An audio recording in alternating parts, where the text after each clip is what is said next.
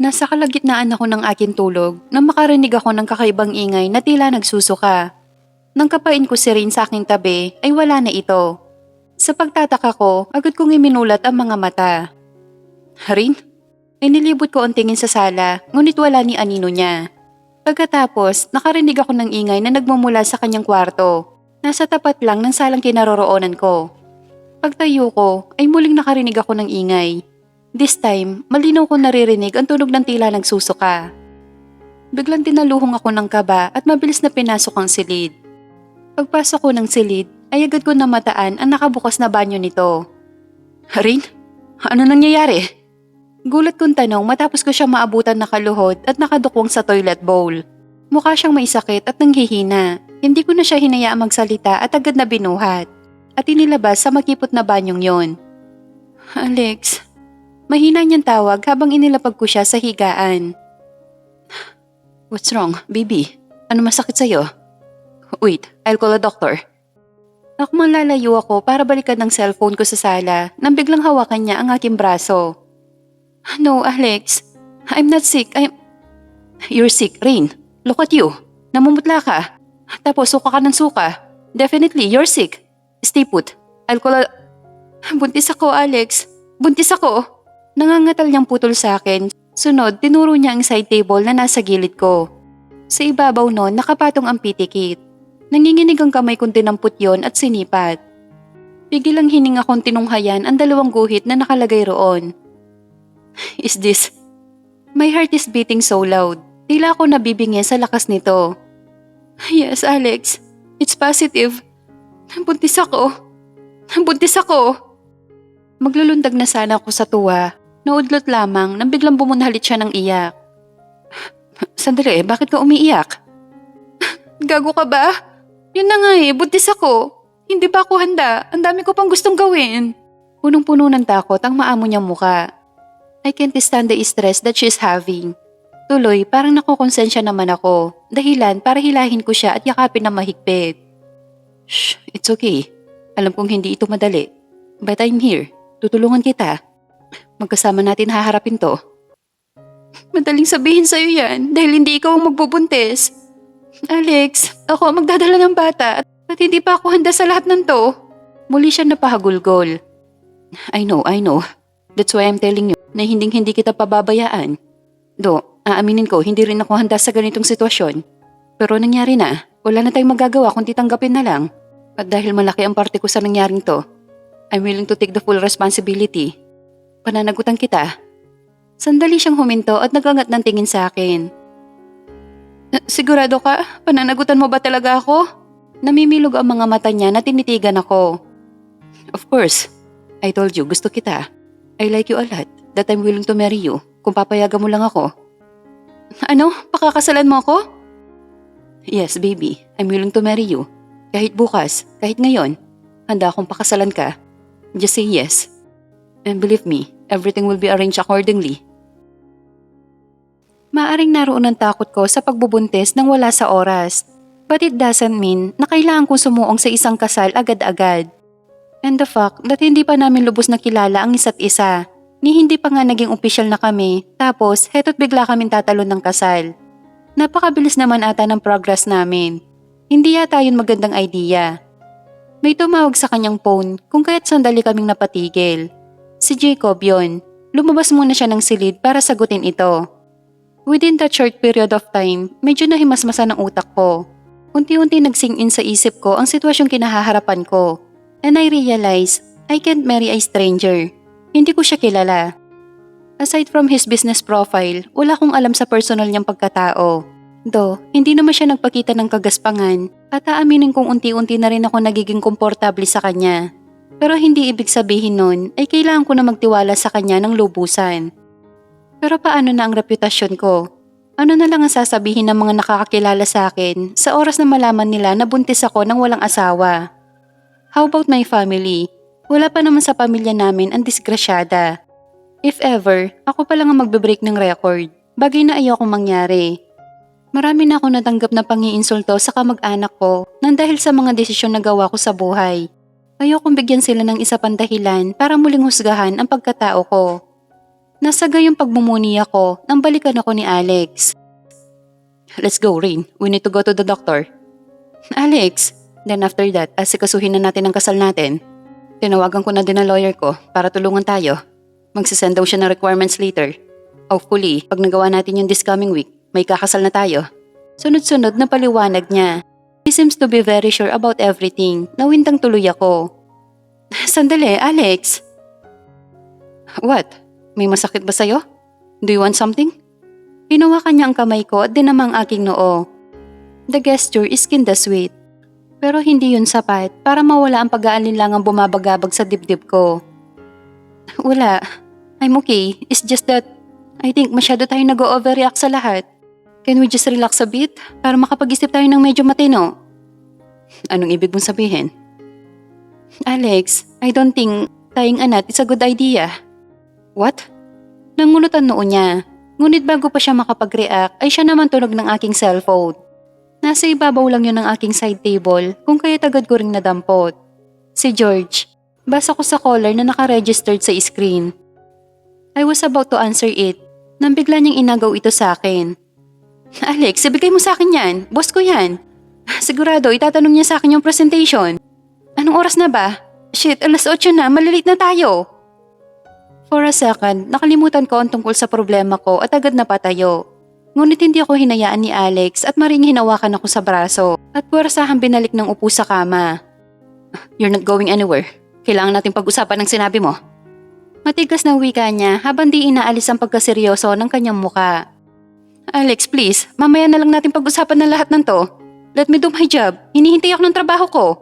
Hindi siya natinag. Binulsa lang niya ang cellphone ko at sa hindi ko'y dumiretso siya ng pinto at inilak yon. Alex, ano bang ginagawa mo? Gusto mo ba talaga akong mawala ng trabaho? I already informed Jacob to approve the project. Kaya kahit wala ka sa presentation, okay lang. Seryoso ka ba? Mukha ba ako nagbibiro? I guess you need to know me better. Dahan-dahan lumapit siya sa akin at naupo sa akin tabi. Napahalukip-kip ako. Yun na nga ang punto ko. Hindi pa kita lubos na kilala. Tas ura-urada magpapakasal tayo? Alex, hindi biro ang salitang kasal. It's a lifetime commitment. We cannot just move into that level without any idea. Kung anong klase ng tao ang pakakasalan mo, naintindihan mo ba ako? Matiim lang niya akong tinitigan. Huminga siya ng malalim. Hindi mo ba ako gusto? Alex, no. No? No, I mean, it's not like that. Okay, aaminin ko. I do like you. You seems to be sweet, caring, and thoughtful, but... But what? Pero hindi yun sapat para pumayag ako sa kasal na inaalok mo. I'm sorry, but I want my marriage to last forever. And to do this, I need to make sure na tama ang taong pakakasalan ko. Nanatili siyang tahimik hanggang sa naramdaman ko na lang na pinisil niya ang aking palad, dahilan para mapaangat ako ng tingin sa kanya. Okay, I understand. Wika niya sa huli. Talaga ba? Yes, siguro nga masyado kitang nape-pressure and I want to apologize for that. But you also have to understand na ako ang ama ng bata. Kaya hindi mo rin ako masisisi na maging ganito ako ka-eager na pakasalan ka. Aside from the fact that gusto talaga kita. But yeah, I understand your side and I'm willing to compromise. Tuluyan na ako nakahinga ng maluwag. But in one condition. Anong kondisyon? Magsasama tayo sa iisang bubong. Gusto mo akong mas makilala pa, di ba? Then move to my place. That's the best way to do it. Magsasama tayo rin. Siguro naman, sapat na yon para makilala natin ang isa't isa. Pagkatapos kong magpa-check up, napagdesisyonan kong pumayag na rin sa alok ni Alex. Hindi na rin masama ang ideyang yon. At least, both of us will have enough time para makilala ang isa't isa. Aside from that, ayon na rin sa doktorang tumingin sa akin, medyo maselan ang pagbubuntis ko. Mababa daw ang matris ko at kinakailangan kong bantayan ang bawat activities na gagawin ko. No stress and no heavy lifting daw para daw hindi ako duguin that will lead to miscarriage. Bagay na nagbigay lalo ng dahilan kay Alex para magsama kami. Hindi na niya pinagpabukas pa ang paglilipat ko. Ura-urada tinulungan niya akong maghakot. Ilang sandali pa at nakarating na kami sa kondo ni Alex. Unlike my unit, doble ang laki ng flat niya. It's actually a penthouse. Halatang VIP residence siya dahil may sarili siyang elevator na designated lang sa floor niya, which is on the top of the building. Before entering nga pala, he make sure na alam ko ang password ng kanyang kondo. Pinaregister din niya ako sa main security ng building at di nagdalawang isip na ipakilala ko as his fiancé. So they are aware na magiging asawa ko ang babaeng patitirahan ko sa kondo ko. Not just sa random ladies. Bawal kasi yun dito. Super conservative ang mga tao dito. Baka may reklamo ako. Paliwanag niya right after we enter his unit. So ibig sabihin, wala ka pang ibang babaeng dinala dito? Hindi ako makapaniwala. Wala, kahit nga nanay ko hindi pa nakarating dito. Hawak ang isang kamay ko, marahan niya akong giniya sa living room. Pagkarating roon ay pinaupo niya ako sa leather couch. Napakalambot ng couch, pinaalis nito ang aking pagkahapo sa halos 1.5 oras naming biyahe. Do you want anything? Mukhang pagod ka. Nag-aalalang wika niya sabay luhod sa akin. Hey, anong ginagawa mo? Tigilan mo yan. Gulat kong suway nang walang ano may sinimulan niyang tanggalin ang sapatos sa aking paa. Stay still. Relax. Masyadong matigas ang sapatos na to. You need to buy something comfortable than this. Pagkahubad ng sapatos ay agad niyang pinatakan ng halik ang tungkinang hinlalaki ng aking paa. Dahilan para pamulahan ako ng muka. Alex, hindi mo kailangan gawin yan. Nag-uunahan ang tibok sa dibdib ko. Kahit anong pigil ko, hindi may tatangging kinikilig ako sa style niyang to. It's so sweet and very thoughtful thing to do. At aaminin ko, it does feel so good. Pakiramdam ko, napakaganda ko ng mga sandaling yon para pagsilbihan niya ng ganon. No, I have to. And I make sure na gagawin ko to araw-araw. Kaya dapat masanay ka na. Tumabi siya sa akin ng upo at tinakbayan, habang ang isang kamay naman niya ay gumawi sa aking sinapupunan at masuyong hinaplos ang di pa naumbok kong tiyan. Talaga ba? Well, tignan natin kung hanggang saan naabot ang araw-araw na yan. Nanginginti kong sabi. Derby din. Pinaklit niya ang bewang ko at muli siniil ako ng halik. This time, mas pinailalim niya ang halik. Unti-unting nadarang na rin ako. Wait, Alex, saan mo ko dadalhin? Pansin ko sa unti-unting paglayo namin sa sala. Saan pa ba? E di sa kwarto natin. Sayang, ang laki ng kama ko kung dito natin sa sala gagawin to. Saglit kaming huminto sa tapat ng isa pang pintuan. Hula ko, yun ang silid niya. Alex, seryoso ka ba? As in ngayon na talaga? Pinihit niya ang doorknob at maya pa'y tumambad nga sa akin ang maluwang at napakalamig niyang silid. Yes, not unless pagod ka. Kakayanin ko pa magtimpi until tomorrow. Binaba niya ako sa kama. Natawa ako napasandal sa headboard. Napakalaki ng kama niya kaya nagmukha akong batang paslit sa ibabaw nito. Until tomorrow lang talaga? My God, ganyan ka ba talaga kahilig? Namimilog ang mga mata kong pinanood ang paghuhubad niya ng damit sa aking harapan. Well, for the record, sa'yo lang naman ako nagkaganto. Makangising sabi niya bago sumampas sa kama, suot lamang ang boxer shorts. Talaga ba? Hindi ako naniniwala. Sa dami na naging babae mo, imposibleng wala sa kanila nagpatayo ng husto sa kaibigan mo. Siya naman ang natatawa at mabilis na hinuli ang kamay ko. Ever since na nakilala kita, walang gabing hindi ko pinangarap na maulit ito muli. You and me, dito sa kama ko. Believe it or not, ginulo mo ang mundo ko. To the point na halos isakripisyo ko na ang obligasyon ko sa estates.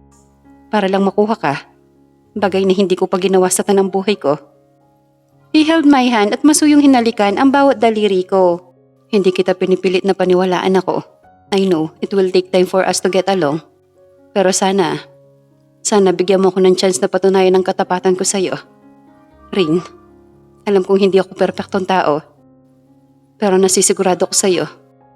I will never be that guy who broke your heart. Itaga mo yan sa bato. Dama ko ang kaseryosohan sa naging pahayag niya. Kung kaya't hindi na ako nakakibupa at napabuntong hininga na lang. Rain, please, let me in. Let me show how wonderful to be in love again. Sinapo niya ang aking baba at tinaas sa kanya. Mula roon, kita ko ang pagkislap ng kanyang mga mata. Nagsusumamo ng aking pagtugon, bagay na hindi ko na rin pinagdamot sa kanya. After all, siya naman ang ama na magiging anak ko. Why not giving a try kung pwede naman, di ba? Without saying a word, ako na ang unang nag-initiate ng halik. He was surprised for a second. Ngunit hindi rin nagtagal ay nagawa na rin niyang suklian ang halik ko. He took it as a go signal kung kaya't hindi na siya nag-aksaya ng panahon at mabilis na pinaibabawan ako.